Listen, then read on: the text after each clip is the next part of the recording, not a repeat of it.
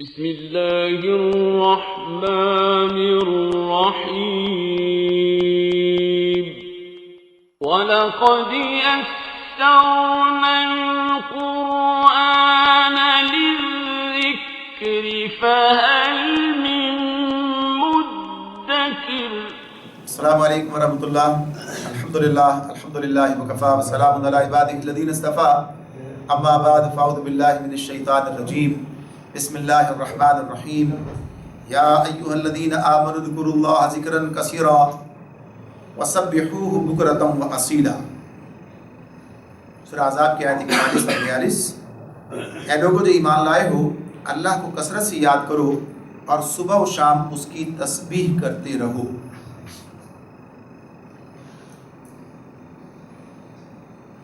گزشتہ سے پیوستہ نشست میں جہاں اہل ایمان کی خصوصیات کی بات اللہ تعالیٰ نے کی تھی، وہاں بھی یہ بات گزر چکی ہے۔ اس میں اللہ تعالیٰ نے کہا تھا کہ اللہ کا ذکر کثرت سے کرنے والے مرد اور خواتین، یعنی اس مقام پر یہ بات آئی تھی، وہاں بھی یہ کہا تھا کہ کثرت سے اللہ کا ذکر کرنے والے۔ اس مقام پر بھی پھر اللہ تعالیٰ نے اہل ایمان کے بارے میں کہا ہے کہ اے لوگوں جو ایمان لا۔ اب یہاں پر حکم کی بات ہے، وہاں پر ان کی خصوصیت کے طور پر جو ہے وہ بات بتائی گئی تھی اور کہا گیا تھا وَالذَّاكِرِينَ اللَّهَ كَثِيرًا وَالذَّاكِرَاتِ، یعنی ان کے خصوصیت بیان کی تھی کہ اللہ کا کثرت سے ذکر کرنے والے مرد اور خواتین، یہ بات تھی۔ اب یہاں اللہ تعالیٰ حکم دے رہے ہیں، یا ایھا الذین آمنوا، یا ایھا الذین آمنوا، اے لوگوں جو ایمان لائے ہو، اذکروا اللہ ذکرا کثیرا، اللہ کا ذکر کرو اور ذکر کثیر، یہ بات ہے جو اس مقام پر بیان کی جا رہی ہے۔ اب یہ جو حالات ہیں ان حالات کے تناظر کے اندر بھی یہ بات ہے، ان حالات کے تناظر کی بات ہے اور ایک عمومی بات بھی ہے۔ دیکھیے قرآن مجید کا معاملہ یہ ہے کہ جب ہم اسے سمجھنا کی کوشش کر رہے ہوتے ہیں تو ہمیں سیاق و سباق کو بھی سامنے رکھنا ہوتا ہے، کن حالات کے اندر بات ہو رہی ہے تو بات ہمارے سامنے واضح ہو جاتی ہے۔ پھر اس کا ایک عموم بھی ہوتا ہے کہ اس کا اطلاق عمومی حالات کے اندر بھی ہوتا ہے، تو اس حوالے سے بھی اس کا اطلاق ہے کہ جب یہ حالات تھے، اس طرح کی باتیں ہو رہی تھی تو کیا بات بتائی گئی؟ اللہ کے ساتھ وابستہ رہنا، اللہ کو کثرت سے یاد کرنا انسان کو فضولیات سے بچاتا ہے۔ یعنی جب انسان جو ہے اپنے وقت کا صحیح استعمال کرتا ہے اور اللہ کو یاد کرتا ہے اور اللہ کے ساتھ وابستہ رہتا ہے، اس کا ذہن، اس کا دل جو ہے وہ اللہ کی یاد سے معمور رہتا ہے، تو پھر فضول کوئی بیہودہ کوئی مختلف معاملات جو اس سے کوئی اسے اس طرف لگا نہیں سکتا ہے۔ تو یہ معاملات اس میں اہل ایمان کے لیے اللہ تعالیٰ نے بتا دیے۔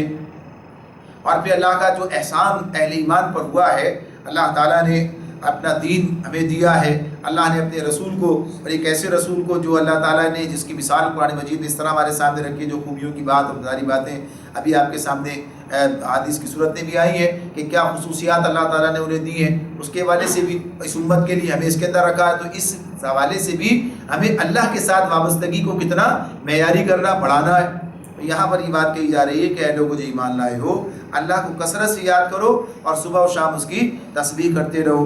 تو اس سے مسلمانوں کو یہ تلقین کی جا رہی ہے کہ جب دشمنوں کی طرف سے اللہ کے رسول پر طعن و تشنیع کی بوچھاڑ ہو رہی ہو اور دین حق کو نقصان پہنچانے کی کوشش کی جا رہی ہو اور اس میں رسول کی ذات کو ہدف بنا کر پروپیگنڈا کیا جا رہا ہو، اس کا ایسی حالت میں اہل ایمان کا کام کیا ہے کہ ایک طرف تو یہ کہ ظاہر سی بات ہے اطمینان سن تو نہیں سکتے، اور نہ یہ کہ خود بھی دشمنوں کے پھیلائے ہوئے شکوک و شبہات میں مبتلا ہوں، اور نہ یہ کہ ان کے جواب میں گالا گلوچ کرنے لگے، بلکہ ان کا کام یہ ہے کہ عام دنوں سے بڑھ کر اللہ کو یاد کریں، عام دنوں سے بڑھ کر ذکر کریں۔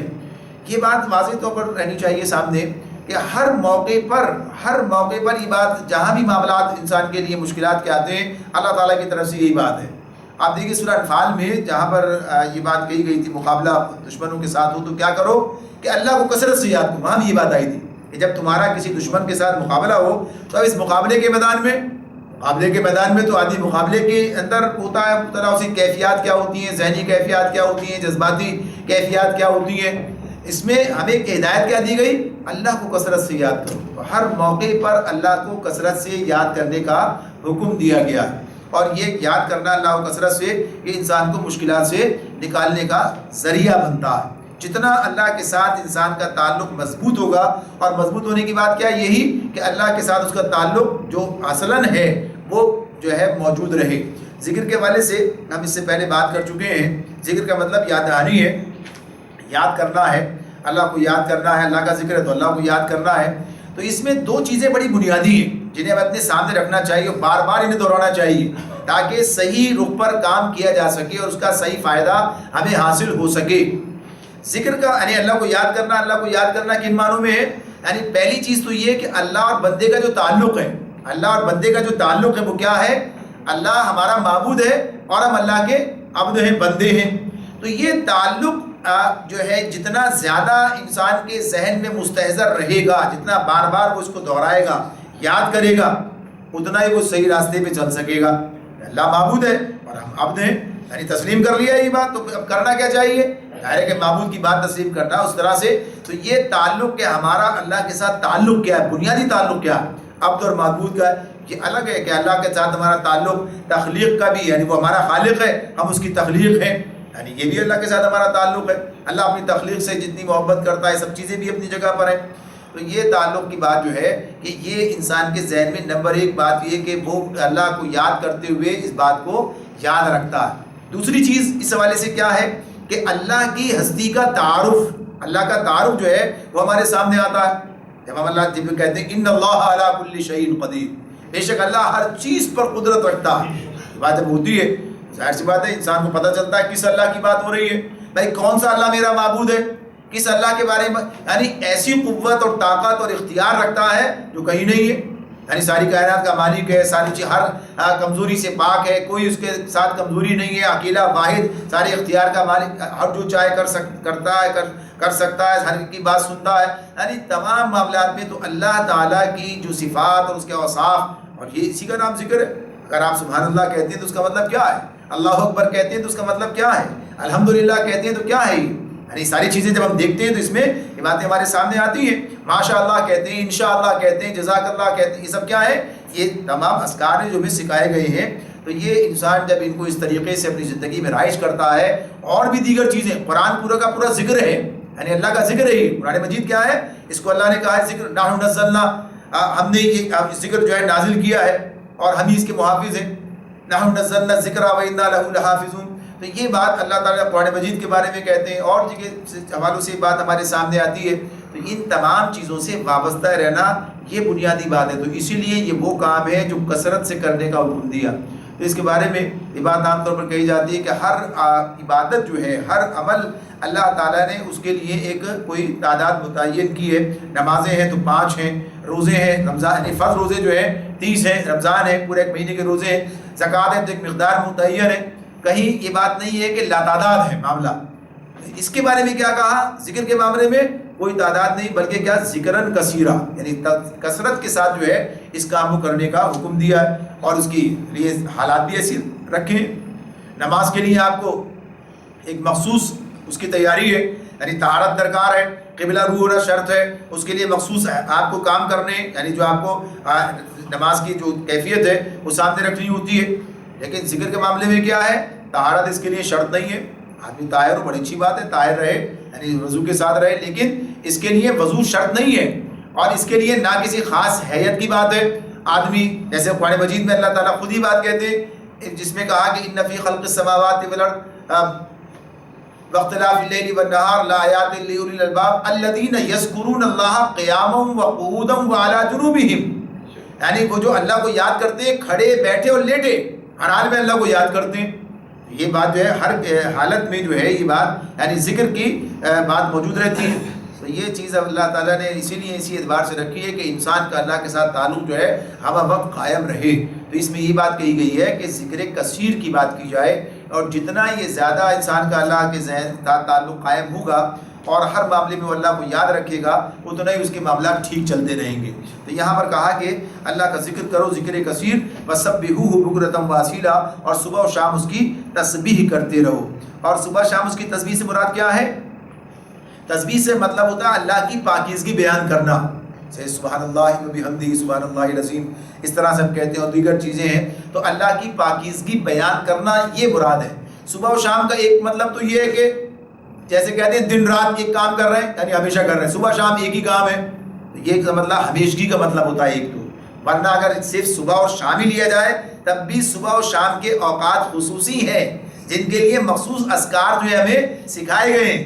صبح فجر کی نماز کے لیے اذکار آپ کو ملیں گے زیادہ اور مغرب کی نماز کے لیے ملیں گے زیادہ اذکار. یعنی آپ نماز کے بعد کے اذکار بھی دیکھیں تو عام نمازوں کے اندر ملیں گے، لیکن صبح کی نماز اور مغرب کی نماز اس کے لیے زیادہ اذکار ملیں گے آپ کو. تو یہ کوئی صبح اور شام کے اذکار کی بات ہو جاتی ہے اس طرح سے. هو الذي يصلي عليكم وملائكته ليخرجكم من الظلمات الى النور وكان بالمؤمنين رحيما. وہی ہے یعنی اللہ جو تم پر رحمت فرماتا ہے اور اس کے ملائکہ تمہارے لیے دعائیں رحمت کرتے ہیں تاکہ وہ تمہیں تاریکیوں سے روشنی میں نکال لائے. وہ مومنوں پر بہت مہربان ہے. اب آپ یہ دیکھیے یہ الفاظ کی بات ہے، کیا ہے ہمارے سامنے؟ والذی یصلی علیکم. یصلی علیکم، وہ اللہ وہی ہے جو تم پر رحمت. یصلی، یہ جو صلاۃ کا لفظ آ رہا ہے اب یہاں پر، یہ یصلی صلاۃ کی بات ہے یہ. تو یہ جو صلاۃ کا لفظ جو ہمارے سامنے آتا ہے جب یہ اللہ تعالیٰ کی طرف سے بندوں کے حق میں استعمال ہوتا ہے تو اس کے معنی محبت، رحمت، مہربانی، شفقت کے ہیں. یعنی یہ جو ہے اب دیکھیے یہ عام اہل ایمان کی بات ہو رہی ہے، ابھی اللہ کے رسول کی بات آگے آئے گی. یہاں جو بات ہو رہی ہے تو اس معاملے میں اللہ کی مہربانی، اللہ کی شفقت، اللہ کا تعلق اہل ایمان سے کتنا ہے کہ اللہ تعالیٰ فرماتے ہیں کہ هو الذی یصلی علیکم وملائکتہ، اور اس کے ملائکہ بھی. تو اللہ تعالیٰ جو ہے جب یہ دعائیں اللہ تعالیٰ تم پر رحمت اللہ دعا تو نہیں کرے گا، اللہ تم پر رحمت فرماتا ہے اور ملائکہ تمہارے لیے دعائیں رحمت کرتے. تو ایک ہی لفظ ہے لیکن اب یہ الگ الگ ہے. جب اللہ کی طرف سے ہوگا تو اللہ کے لیے کیا بات ہوگی کہ اس کے معنی رحمت، مہربانی اور شفقت کے ہیں، اور جب ملائکہ کی طرف سے انسانوں کے حق میں استعمال ہوگا تو اس کا مطلب کیا ہے؟ دعائے رحمت. اور بعض لوگوں نے اسے مغفرت کے معنوں میں بھی لیا کہ دعائے مغفرت کرتے ہیں اہل ایمان کے لیے، یہ کہ وہ ملائکہ انسانوں کے حق میں اللہ تعالیٰ سے دعا کرتے ہیں کہ ان پر فضل فرما اور اپنی عنایت سے انہیں سرفراز کر اور ان کے گناہوں کو معاف فرما. مغفرت کی بات بھی کی جائے. اور پھر اسی اعتبار سے یہ بات جو ہے اللہ تعالیٰ پھر جب بندے کی طرف سے ہوتی ہے تب بھی دعا کے طور پر جو ہے یہ سامنے آتی ہے. تو یہ اس میں جب دعا کرتے ہیں جیسے ہم درود بھیجتے ہیں تو اس وقت میں اللہم صلی علی محمد وعلی آل محمد، تو یہ دعا کے معنوں میں آ رہی ہے کہ اللہ تعالیٰ جو ان پر رحمت نازل فرمائے. تو اس طرح سے تو یہ اللہ تعالیٰ خود بندوں کی اتنی گویا کہیے کہ ان کے ساتھ جو تعلق کا اظہار کر رہے ہیں، ان کو کتنا گویا کہ اللہ کی طرف سے اعزاز اور منزلت سے نوازا جا رہا ہے کہ اللہ تعالیٰ خود ان کے بارے میں کہتے ہیں کہ اللہ تعالیٰ ان پر رحمت فرماتا ہے. والذی، اب کون سے بندے ہیں یہ؟ جو اللہ کو کثرت سے یاد کرتے ہیں، جو اس معاملے میں اپنی ذمہ داری کو سمجھتے ہیں. والذی یصلی علیکم وملائکتہ، اور یہ دونوں کی بات آ گئی. پھر کہا کہ اس سے فائدہ بھی اور کیا ہے؟ لیخرجکم من الظلمات الی النور، تاکہ وہ تمہیں تاریکیوں سے روشنی میں نکال لائے. تاریکیوں سے تمہیں روشنی میں نکال لائے. یہ مضمون قرآن مجید میں بار بار ہمارے سامنے آتا ہے. اور یہاں تاریکیوں سے کیا مراد ہے اور روشنی سے کیا مراد ہے؟ تاریکی یعنی گمراہی کی بھی ہے، تاریکی لا علمی کی بھی ہے، جہالت کی. جہالت کیا ہے؟ تاریکی ہے. علم کیا ہے؟ روشنی ہے. ہدایت کیا ہے؟ روشنی ہے. اور گمراہی کی اور ضلالت کیا ہے؟ تاریکی ہے. تو اللہ تعالیٰ بندوں کو، اپنے بندوں کو نکال کر لاتا ہے. اس نے بندوبست کیا ہے، لیکن ظاہر سی بات ہے جو چاہے گا اسی کو کرے گا. جیسے اللہ نے کہا هو الذی، اس طرح کا اس میں قرآن مجید میں سورہ حدید کے اندر بات آتی ہے جس میں اللہ تعالیٰ یہ بات ارشاد فرماتے ہیں کہ وہ اللہ ہی ہے جو اپنے بندے پر آیات بینات نازل کر رہا ہے تاکہ ان کے ذریعے سے جو ہے تمہیں اندھیروں سے نکال کر روشنی کے اندر لے کر آئے. قرآن مجید کے ذریعے سے یہ کام ہوگا. تو یہاں پر بھی اللہ تعالیٰ یہ بات بتا رہے ہیں کہ اللہ تعالیٰ تمہیں جو ہے لیخرجکم من الظلمات الی النور، تاریکیوں سے روشنی میں نکال لائے. ابھی بھی یہ جو صورتحال بنی تھی، یہ جو کام طوفان اٹھایا تھا اور گویا کہیے کہ ایک ایسا پروپیگنڈا اور شبہات کا جو معاملہ پیدا کر دیا تھا مشرکین، انہوں نے یعنی یہودیوں نے اور منافقین نے. اب اللہ تعالیٰ نے آیات نازل کر کے بات کو صاف کر دیا اور حقیقت جو ہے اہل ایمان کے سامنے آ گئی. بات بالکل واضح ہو گئی، ذہن واضح ہو گیا، روشن ہو گیا، پتہ چل گیا کہ اللہ کی حکمت کیا ہے، اللہ تعالیٰ کا منشا کیا ہے، معاملات کیا ہے. تو قرآن مجید کے نزول کے ذریعے سے اللہ نے سارے معاملات صاف کر دیے. تو یہ اللہ تعالیٰ انہیں روشنی کے اندر لے آیا، اندھیروں سے روشنی میں لے آیا. تو یہ ایک عمومی بات کیا ہوگی کہ ویسے بھی قرآن کے ذریعے سے اللہ تعالیٰ یہ کام کرتے ہیں، یعنی لوگوں کو علم کی روشنی، ہدایت کی روشنی عطا ہوتی ہے. اور اس خاص معاملے کے اندر بھی اللہ کی طرف سے یہ کام جو ہے وہ کیا گیا. وہ مومنوں پر بہت مہربان ہے. وَكَانَ بِالْمُؤْمِنِينَ رَحِيمًا، اللہ مومنوں پر بہت مہربان ہے. یہ بات کہ جس پر اللہ مہربان ہو پھر اسے کون نقصان پہنچا سکتا ہے. تو یہ بات اپنی جگہ پر ہے کہ منافقین نے، دیگر لوگوں نے، مشرکین نے، یہود نے، سب نے بڑی بڑی سازشیں کی. خود قرآن میں اللہ تعالیٰ بیان فرماتے ہیں ایسی سازشیں جن سے پہاڑ ڈل جائیں، ایسی، لیکن کچھ بگاڑ نہ سکے اس لیے کہ اللہ مومنوں کے ساتھ تھا. اللہ تعالیٰ نے انہیں ہر موقع پر رہنمائی بھی دی. اللہ تعالیٰ نے انہیں جو ہے بگاڑ سے بچایا. اللہ نے ان کی ایمان کی حفاظت کی. اللہ کی رہنمائی میں وہ اپنے راستے طے کرتے چلے گئے. تو یہاں پر واضح طور پر یہ بات بیان کی. آگے فرمایا تحیتہم یوم یلقونہ سلام وَأَعَدَّ لَهُمْ أَجْرًا كَرِيمًا. جس روز وہ اس سے ملیں گے، یعنی یہ اہل ایمان جس روز اللہ سے ملیں گے ان کا استقبال سلام سے ہوگا اور ان کے لیے اللہ نے بڑا باعزت اجر فراہم کر رکھا ہے. وَأَعَدَّ لَهُمْ أَجْرًا كَرِيمًا. اب اس میں یہ جو بات کہی ہے تحیتہم یوم یلقونہ سلام، کہ جس روز وہ اللہ سے ملیں گے ان کا تحیہ کے لفظ یہ پہلے پڑھ چکے ہیں سورہ نساء میں جب بات آئی تھی کہ جب کوئی سلام کرے تحیہ کی بات تھی. یعنی یہ جس طرح سے کلمات ہوتے ہیں جب کسی کے ملنے پر جو کلمات ادا کیے جاتے ہیں، یعنی آداب کے طور پر جو چیزیں ہوتی ہیں، تو اللہ تعالیٰ نے ہمیں جو چیز بتائی ہے کہ جب ایک دوسرے کے ساتھ ملاقات ہوتی ہے تو السلام علیکم، یہ ہمارا تحیہ جو ہے وہ یہ ہے. تو بتایا کہ قیامت حشر کے دن بھی یہی معاملہ ہوگا. جب اللہ کے ساتھ سامنے جائیں گے، اللہ سے ملیں گے تو کیا ہوگا کہ وہاں بھی ان کا تحیہ کیا ہوگا، ان کا استقبال سلام سے ہوگا. اچھا یہ ایک بات تو یہ اس میں آتی ہے کہ اللہ کی طرف سے ہوگا، اس سے مراد کیا ہے؟ مختلف آیات قرآن مجید نے اس حوالے سے ہمارے سامنے رکھی ہیں کہ جب اللہ کی طرف سے انہیں سلام کہا جائے گا، ملائکہ انہیں سلام کہیں گے، آپس میں ملیں گے تو ایک دوسرے کو سلام کریں گے. یعنی یہ ساری آیات قرآن مجید ہمارے سامنے رکھتا ہے.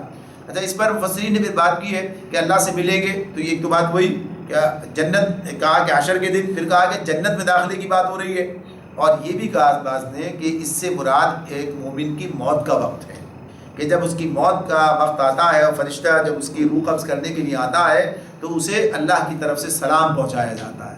اللہ کی طرف سے یعنی اس کا استقبال اس طرح ہوتا ہے کہ جب وہ اب یہ وقت ہے اسے اس طریقے سے گویا لے کر جایا جا رہا ہوتا ہے. تو یہ جب بھی یہ کہا جائے وہ کہا جائے، بات کیا ہے کہ سلامتی ہے. سلام کا مطلب کیا ہے؟ سلامتی ہے. اب آگے کوئی مشکل کا دور نہیں ہے، مشکل کے دور ختم ہو گئے. دنیا میں جو مشکلات تھیں، دنیا میں جو کچھ کہیے قربانیاں تھیں، تکالیف تھیں اور یہ سارے معاملات تھے کہ دنیا میں ختم ہو گئے. اب کیا ہے آگے؟ اب سلامتی ہے. تو آگے ہر طرف سلامتی کی پکار ہوگی. تو یہ کہیے کہ اللہ نے ان کے لیے بتا دیا. اب ساتھ یہ کہ اعد لہم اجرا کریما، اجر کریم کا ان کے لیے اللہ نے انتظام کر رکھا ہے. اب پھر نبی کرم صلی اللہ علیہ وسلم سے کہا گیا کہ آپ کو جس حیثیت سے اللہ نے بھیجا، یا ایھا النبی انا ارسلناک شاہدا ومبشرا ونذیرا وداعیا الی اللہ باذنہ وسراجا منیرا. دو آیات ایک ساتھ ہمارے سامنے. اے نبی، ہم نے تمہیں بھیجا ہے گواہ بنا کر، بشارت دینے والا اور ڈرانے والا بنا کر، اللہ کی اجازت سے اس کی طرف دعوت دینے والا بنا کر، اور روشن چراغ بنا کر، وسراجا منیرا. اس آیت میں نبی اکرم صلی اللہ علیہ وسلم کی جو حیثیتیں اللہ تعالیٰ نے یہاں بیان کی ہیں، 5 باتیں ہمارے سامنے یہ آ جاتی ہیں. تو اللہ تعالیٰ پہلی بات کیا کہتے ہیں؟ یا ایھا النبی، اے نبی، انا ارسل، ہم نے تمہیں بھیجا. یعنی کس نے؟ اللہ کی طرف سے آپ کو بھیجا گیا ہے. آپ خود سے نہیں یہ کھڑے ہو گئے بلکہ اللہ کی طرف سے. اور پھر اس میں کیا بات کی؟ پہلے گواہ بنا کر. پہلی بات کیا؟ شاہد کی بات کی ہے. تو شاہد کی بات جو اس مقام پر ہے کہ گواہ بنا کر ہم نے تمہیں کھڑا کہ ہم نے تمہیں بھیجا ہے. تو نبی اکرم صلی اللہ علیہ وسلم کو گواہ بنانے کا مطلب کیا ہے؟ یعنی گواہ بنانے کی بات کیا ہے کہ اللہ نے نبی اکرم صلی اللہ علیہ وسلم کو گواہ بنا کر، لوگوں کے سامنے گواہ بنا کر رکھا ہے، پیش کیا ہے، بھیجا ہے. تو ایک تو بات یہ ہے کہ آپ کی گواہی کے حوالے سے 3 باتیں ہمارے سامنے آتی ہیں. 3 گواہیاں آپ کے تعلق سے. ایک بات تو یہ قولی شہادت، یعنی آپ قولاً جو ہے لوگوں کے سامنے ساری بات پیش کریں گے. نبی صداقت کا گواہ بن کر کھڑا ہوگا، دنیا سے صاف صاف کہہ دے گا کہ وہی حق ہے جو اللہ تعالیٰ نے اس کی طرف ذریعے سے بھیجا ہے، اور اس کے خلاف جو کچھ ہے وہ باطل ہے، چاہے لوگوں کو پسند آئے چاہے پسند نہ آئے. یعنی لوگ اس معاملے میں کوئی بھی رویہ اختیار کریں، پسندیدگی اور ناپسندیدگی کا معاملہ نہیں ہے، بلکہ معاملہ کیا ہے؟ باتیں لوگوں کو عجیب معلوم ہو. جیسے لوگ کہتے تھے یہ کیا بات کہہ دی کہ ہم مر جائیں گے پھر کھڑے کیے جائیں گے پھر پیدا کیے. تو حقیقت یہی ہے، حقیقت یہی ہے، اصل بات یہی. تو اپنے قول سے اپنے سے جو ہے واضح طور پر ہاں کے پکارے کہتا رہے گا، چاہے کوئی اسے مذاق اڑائے، کوئی کچھ بھی کرے، لیکن اسے اپنا کام جو ہے یہ کرتا رہے گا. جو حقیقت اس پر منکشف ہوئی ہے وہ اللہ کے بندوں کے سامنے بیان کرتا رہے گا. تو ایک کام تو اس کا قولی طور پر پوری بات منتقل کرنا، جیسے کہا یا ایھا الرسول بلغ ما انزل الیک من ربک، پہنچا دیے جو آپ کے رب کی طرف سے آپ پر نازل کیا جائے. تو قولی شہادت کے پورے زور سے اس کو بیان کرے گا. دوسرے عملی شہادت ہے، یعنی اپنی زندگی میں، اپنی پوری زندگی میں اس مسلک کا عملاً مظاہرہ کرے گا، اظہار کرے گا جس کی دعوت وہ لوگوں کو دے رہا ہے.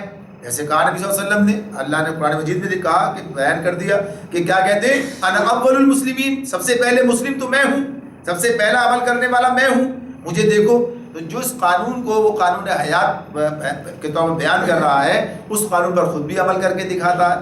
یعنی اس کے اور جس کے نفاذ کے اندر کوئی کسر اٹھا کے نہیں رکھتا ہے، پوری قوت لگا دیتا ہے. جب اللہ کا قانون ہے، اللہ کی طرف سے آیا ہے، تو پھر اب کیا کام ہونا چاہیے؟ یعنی گواہی کس بات کی دی جا رہی ہے کہ خود عمل کرنا اور پوری قوت صرف کر دینا عملی طور پر اس کے نفاذ کے لیے. نبی اکرم صلی اللہ علیہ وسلم کے یہ سارے اپنے عمل میں بات سامنے آ رہی ہے. تو یہ عملی شہادت ہے.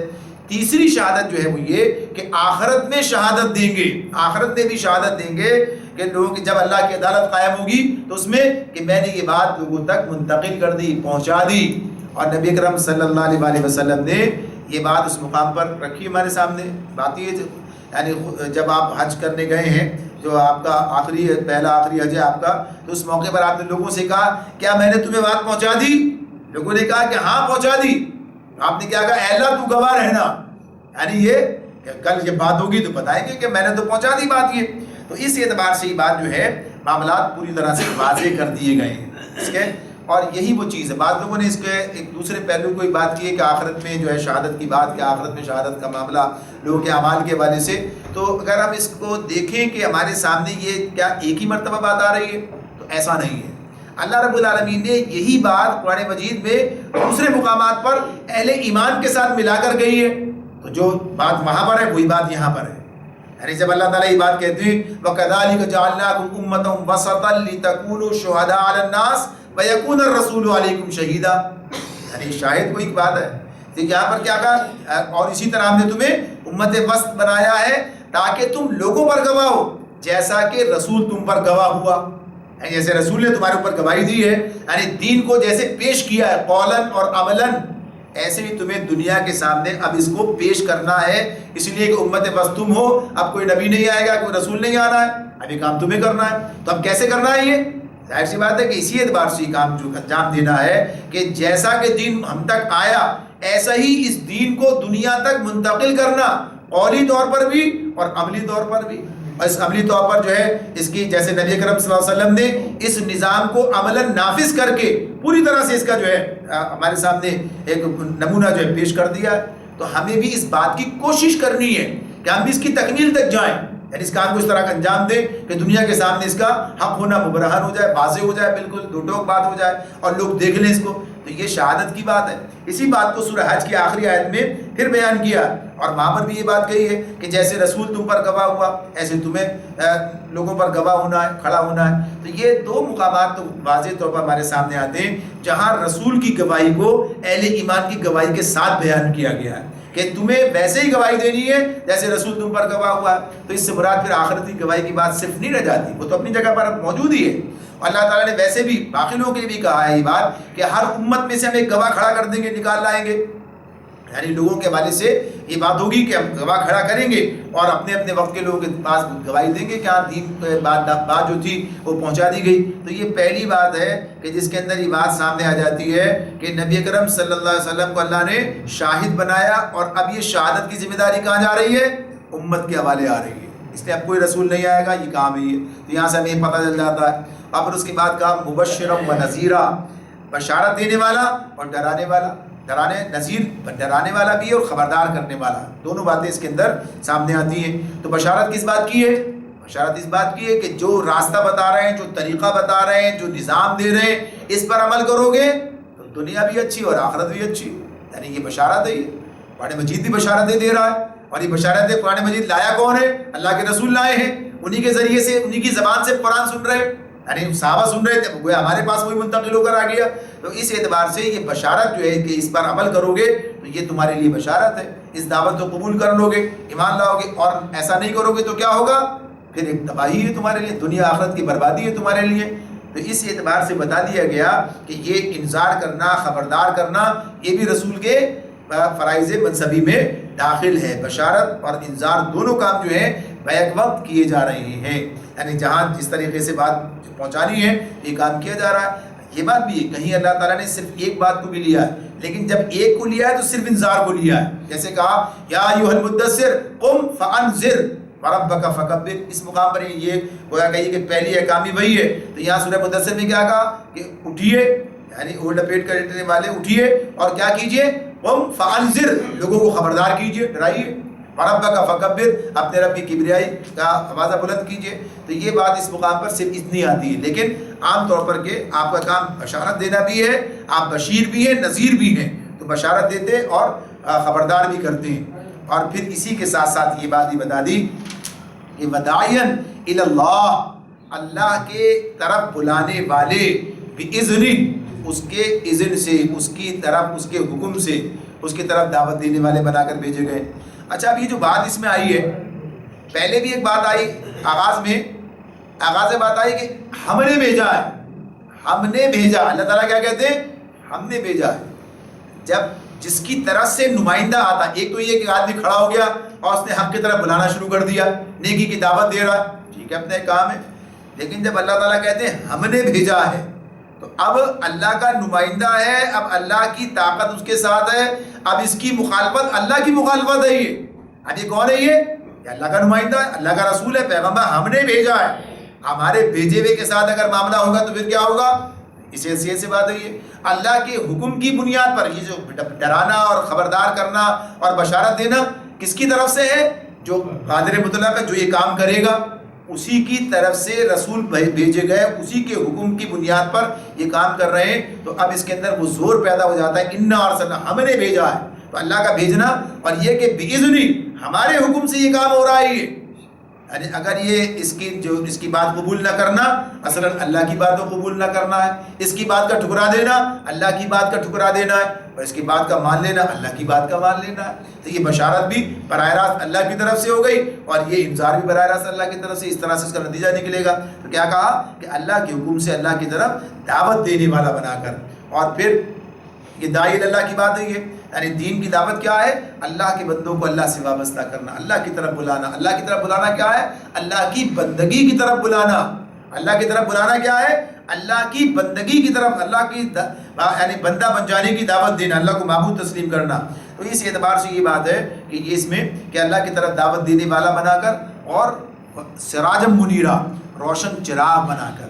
یہ اللہ رب العالمین نے نبی اکرم صلی اللہ علیہ وسلم کے حوالے سے 5 باتیں اس مقام پر ہمارے سامنے رکھی ہیں کہ یہ کام ہے جو اللہ تعالیٰ نے نبی اکرم صلی اللہ علیہ وسلم کے سپرد کیے اور انہیں اس کام کو اس طریقے سے انجام دیا. وَبَشِّرِ الْمُؤْمِنِينَ بِأَنَّ لَهُم مِّنَ اللَّهِ فَضْلًا كَبِيرًا، بشارت دے دو ان لوگوں کو جو ایمان لائے ہیں، رسول پر ایمان لائے نا، جو تم پر ایمان لائے، ان کے لیے اللہ کی طرف سے بڑا فضل ہے، ان کے لیے اللہ کی طرف سے بڑا فضل ہے. یعنی اس رسول کی دعوت کو قبول کر لینا، اس پر ایمان لانا گھاٹے کا نہیں، بڑے نفع کا سودا ہے، بڑے نفع کا سودا ہے. اس پر ایمان لایا، اس پر اللہ کا فضل ہے. جیسے پیچھے یہ آیت گزر چکی ہے، اس میں اللہ تعالیٰ کہتے ہیں کہ اللہ مومنوں پر بڑا مہربان ہے، اللہ تعالیٰ مومنوں پر بڑی شفقت کرنے والا. تو یہی کہ اللہ کا جو فضل ہے. تو مبشر المؤمنین، بشارت کس کے لیے؟ مومنوں کے لیے. اور کس بات کی بشارت ہے؟ کہ اللہ نے بڑا فضل کبیر، فضل خودی جو ہے اپنی جگہ اندر کیا مفہوم رکھتا، پھر فضل کبیر بھی کہا گیا، بہت بڑا فضل. یعنی اللہ تم پر جو بڑا فضل فرمانے والا ہے. وَلَا تُطِعِ الْكَافِرِينَ وَالْمُنَافِقِينَ وَدَعْ أَذَاهُمْ وَتَوَكَّلْ عَلَى اللَّهِ وَكَفَى بِاللَّهِ وَكِيلًا. اور ہرگز نہ دبو کفار و منافقین سے، کوئی پرواہ نہ کرو ان کی اذیت رسانی کی، اور بھروسہ کر لو اللہ پر. اللہ ہی اس کے لیے کافی ہے کہ آدمی اپنے معاملات اس کے سپرد کرتے ہیں، اپنے معاملات اس کے سپرد کرتے ہیں. یہاں پر وہ بات تقریباً سمجھ لیجیے کہ ایک حد تک جو ہے بات اس کی مکمل ہو رہی ہے کہ جو یہ زینب رضی اللہ تعالیٰ عنہ سے نکاح کے بعد جو طوفان برپا کیا تھا اس حوالے سے جو باتیں اللہ تعالیٰ نے اہل ایمان کو بتائی تھی. تو اب آخر میں کیا بات کی اس مقام پر کہ ہرگز نہ دبو ولا تطع الکافرین ولا تطع جو ہے کہ اطاعت نہیں کرنی ہے ان کے پیچھے، ان کی بات نہیں ماننی ہے. کس کی؟ نہ کافروں کی نہ منافقین کی. اور پھر ان کی جو تکلیفیں جو میں دے رہے ہیں ودا ازاہم، اور ان کی اذیتیں جو ہیں اس کی کوئی پرواہ مت کرو. وتوکل علی اللہ، اللہ پر بھروسہ کرو. تو جو حالات پیدا کر دیے تھے، جو صورتحال اس وقت بنا دی تھی، اس صورتحال کے اندر اللہ تعالیٰ یہ بات بتا رہے ہیں کہ یہ جو طوفان ہے یہ کوئی حیثیت نہیں ہے اس کی، یہ ایسے ہی ختم ہو جانے والا ہے. یہ جو کچھ کہا جا رہا ہے، جو پروپیگنڈا کیا جا رہا ہے، اور ایسا گویا کہ آپ کے خلاف اخلاقی طور پر یہ جنہوں نے سارے محاذ جنگ بنا دیا ہے، لیکن اس کی کوئی حیثیت نہیں ہے. اللہ تعالیٰ اس کو ایسی اڑا دے. ایک طرف تو یہ کہ اس کے اندر ظاہر سے جو بات مبنی پر حقیقت نہیں ہے تو دلیل سے اڑا دی جائے گی، اور دوسری طرف اہل ایمان کو اللہ تعالیٰ نے یہ بات واضح طور پر بیان کر دی، بتا دی ہے. لہٰذا اس اعتبار سے اللہ کے ساتھ ان کا تعلق اور رسول کی جو حیثیت، یہ سب چیزیں لوگوں کی نظروں میں واضح ہیں بالکل. تو اس میں ایک وقت کے حالات کے تحت وقتی طور پر یہ سارے معاملات آتے ہیں، لیکن ان معاملات کی بنیاد پر کوئی پریشانی نہیں ہونی چاہیے، کوئی سمجھوتا نہیں ہونا چاہیے، کوئی دباؤ بھی نہیں آنا چاہیے. اس لیے اللہ تعالیٰ یہ بات کہتے ہیں اپنا حوصلہ برقرار رکھو، اپنا حوصلہ برقرار رکھو اور اپنا معاملہ جو ہے اللہ کے حوالے کر دو. وتوکل علی اللہ. توکل اللہ کی بات کیا ہوتی ہے؟ یعنی مشکل حالات کے اندر بات ہو رہی ہے، توکل علی اللہ کی بات کیا ہے؟ اب دیکھیے اسی کے اندر جو بات ہے، اب بظاہر یہ معاملہ ایسا تھا، نبی صلی اللہ علیہ وسلم کی جو تعامل کی بات ساری گزری ہے وہ کس حوالے سے ہے کہ یہ بڑا طوفان بچائیں گے، تو کیا فکر مت کرو، اللہ کے حوالے کر دو. یعنی معاملات کیا ہے؟ اللہ خود نمٹے گا. یہ دین کس کا ہے؟ اللہ کا دین ہے. یہ کام کس کا ہے؟ اللہ کا کام ہے. یہ تم کس کے نمائندے ہو؟ اللہ کے نمائندے ہو. تم کس کے سپاہی ہو؟ اللہ کے سپاہی. اللہ کا لشکر حزب اللہ، اللہ کی جماعت ہے، یہ اللہ کا لشکر ہے. یہ اس معاملے میں اللہ کے حوالے یہ بات. اللہ تعالیٰ کہتے ہیں کہ اللہ کے جو ہے مقابلے پر آئیں. یریدون لیطفئوا نور اللہ بافواہہم، یہ اپنے منہ کی پھوکوں سے اللہ کے نور کو بجھانا چاہتے ہیں. واللہ متم نورہ ولو کرہ الکافرون، اور اللہ کا فیصلہ یہ ہے کہ اپنے نور کو مکمل کر کے رہے گا چاہے کافروں کو کتنا ہی ناگوار ہو. یعنی یہ اللہ کا دین، یا اللہ کے نور سے مراد کیا ہے؟ اللہ کا دین غالب ہوگا، مکمل ہوگا، یہ کام انجام پائے گا. تو اس اعتبار سے بات بتا دی کہ یہ جو کچھ ہو رہا ہے اس پر صبر کرو. یعنی معاملہ کیا ہے کہ ابھی آپ پرواہ نہ کرو ان کے اذیتوں کی. ظاہر سی بات ہے دل تو ظاہر جب کسی کے خلاف پروپیگنڈا کیا جائے تو دل تو دکھتا ہے، یہ سب چیزیں ہوتی ہیں اپنی جگہ پر، آدمی متاثر ہوتا ہے، لیکن کا پرواہ مت کرو، اپنا کام کیے جاؤ، اللہ پر بھروسہ کرو. وکفا باللہ وکیلا، اللہ اس بات کے لیے کافی ہے کہ اسی کو وکیل بنا لیا جائے. اور یہ اہل ایمان کے پاس سب سے بڑی طاقت ہے. سب سے بڑی طاقت کیا ہے کہ اپنے معاملات اللہ کے حوالے کر کے اور اس کے اوپر جو ہے اطمینان قلبی حاصل کر لیتے ہیں اور اس کے بھروسے پر اپنا کام کرتے چلے جاتے ہیں. اور پھر اللہ تعالیٰ نے دوسرے مقام پر یہ بات بتائی ہے وتوکل علی اللہ وکفا باللہ حسیبا، جو اللہ پر توکل کرے اللہ اس کے لیے کافی ہو جاتا ہے. یہ بات اپنی جگہ پر ہے. تو اہل ایمان نے پہلے بھی یہ کام کیا، ہمیں بھی یہی کام کرنا چاہیے کہ اللہ کے بھروسے پر ہم اپنی ذمہ داری ادا کرنے کے لیے آمادہ و تیار ہوں. لیکن یہی ایک خلا ہے کہ جو آج امت مسلمہ کے اندر پایا جاتا ہے کہ اللہ پر توکل کرتے ہوئے اپنی ذمہ داری کو ادا کرنے کے لیے آمادہ و تیار نہیں ہے. اللہ تعالیٰ بھی اس کی توفیق عطا فرمائے. وآخر دعوانا ان الحمد للہ رب العالمین.